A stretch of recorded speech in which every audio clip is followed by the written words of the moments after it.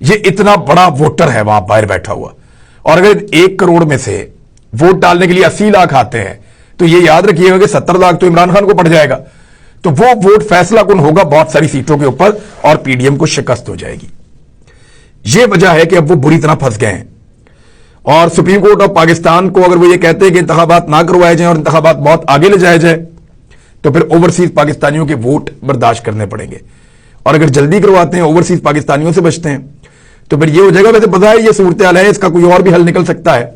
देखें आने वाले वक्त में क्या होता है, लेकिन 2 बड़ी खबरें हैं मैं आपको बता देता हूं। अभी चीजें थोड़ी तब्दील हो रही हैं और एस्टेब्लिशमेंट क्या सोच रही है, वहां पे क्या डिवाइड है वो भी मैं आपको बताता हूं, और पक्की खबर आपको दूंगा। अभी पीटीआई के 32 अरकान कौमी असेंबली को डी नोटिफाई करने का नोटिफिकेशन मुअत्तल कर दिया गया है। पाकिस्तान तहरीक इंसाफ के 32 अरकान कौमी असेंबली को डी नोटिफाई करने का नोटिफिकेशन मुअत्तल हो गया है। इनमें 27 नशिस्तों पर ज़िमनी इंतखाबात रोक दिए गए हैं। 5 नशिस्तें जो हैं वो खवातीन की थी, वो भी वापस आ गई हैं, तो वो खवातीन बहाल हो जाएंगी और ये 27 वापस आ जाएंगे। तो ऑटोमेटिकली जो अपोजिशन लीडर बनेंगे वो पाकिस्तान तहरीक इंसाफ के बनेंगे। देखना है कि कौन बनते हैं।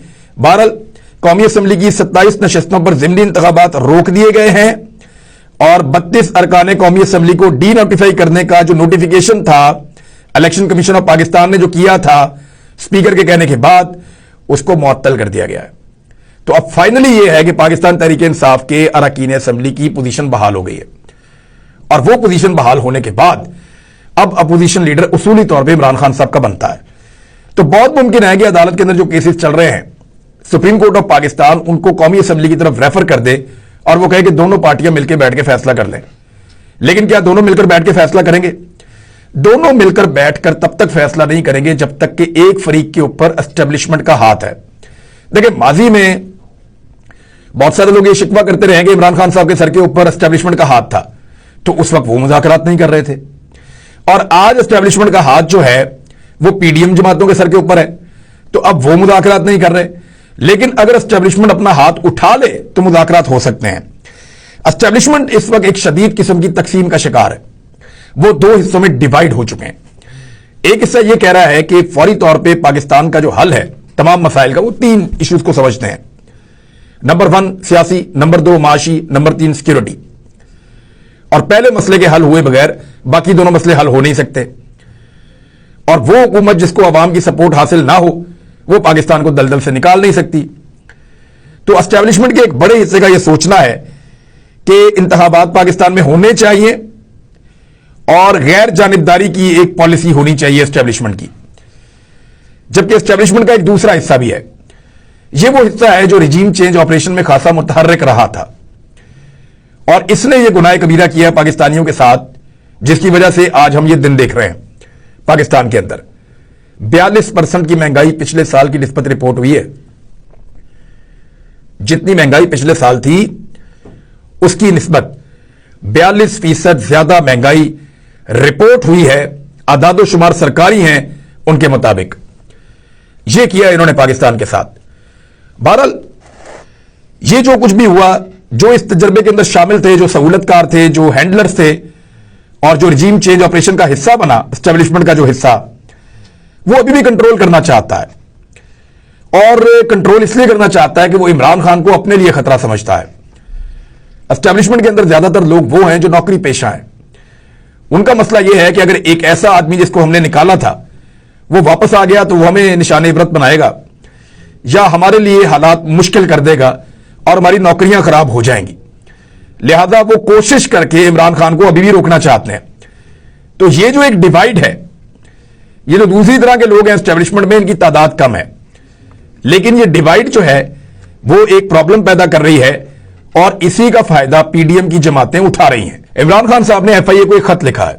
यह खबर भी मैं आपको बताता हूं। ममनुआ फंडिंग केस में फॉरेन एक्सचेंज एक्ट के तहत जो दर्ज किया गया मुकदमा और शामिल तफ्तीश होने के लिए इमरान खान साहब ने एफआईए को एक खत लिखा है। इमरान खान साहब ने मौक़िफ़ इख्तियार किया कि आखिरी बार शामिल तफ्तीश होने के लिए दरखास्त कर रहा हूं।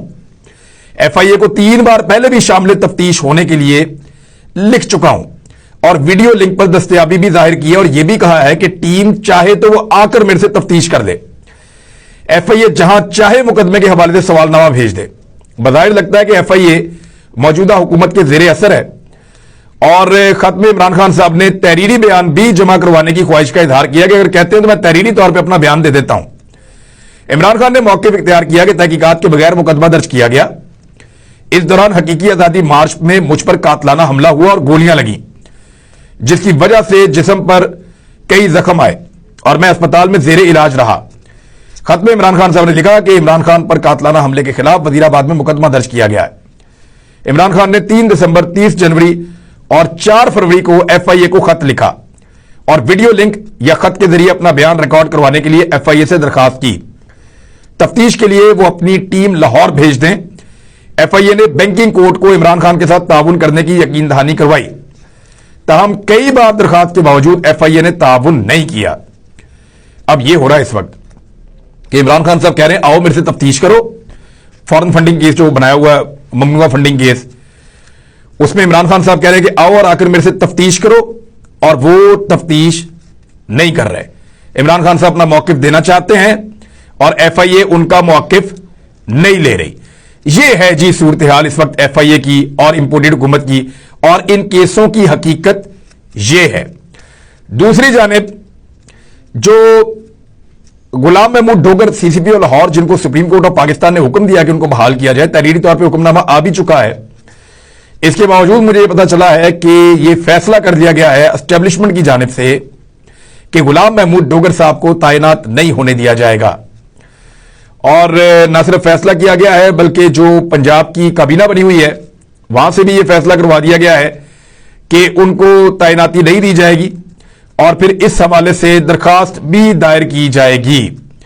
तो अब यह स्ट्रेटजी है सुप्रीम कोर्ट ऑफ पाकिस्तान के हवाले से। ये एक तौहीन अदालत का केस बनता है अगर वो इसको सुनना चाहें, क्योंकि उनका एक फैसला है, फैसले की खिलाफ वर्जी हो रही है, फैसले के ऊपर अमल नहीं हो रहा, और अमल ना करने वाली कोई सियासी नहीं, एक निगरान हुकूमत है, तो उनकी इतनी जरूरत तो है नहीं। वो तो एस्टेब्लिशमेंट के कलपुर्जे हैं और उनके कहने के मुताबिक बगल बच्चों की तरह वही काम कर रहे हैं।